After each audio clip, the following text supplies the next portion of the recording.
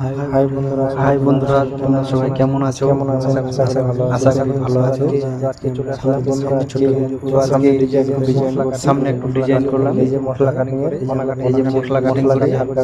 ছোট ছোট করে কণা কাটিং করে উপরে নিচে ডিজাইন করলাম।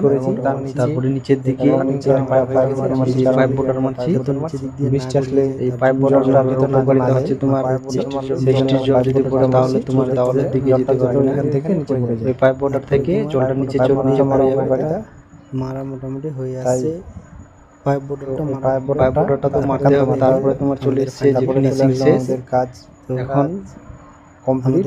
উপর দিকে আমাদের উপরে ফিনিশিং হয়ে গেছে, কমপ্লিট হয়ে গেছে এবং সাবস্ক্রাইব করে এখন দেখতে পাচ্ছেন উপরের দিকে আমাদের নিচে কেমন হয়েছে জানি না। দেওয়াল ফলোতে যে আমাদের ফিনিশিং কমপ্লিট। আরও নিত্য নতুন ভিডিও পাওয়ার জন্য আমরা আবারও ফিরে আসবো। হালকা করে ডিজাইন করব।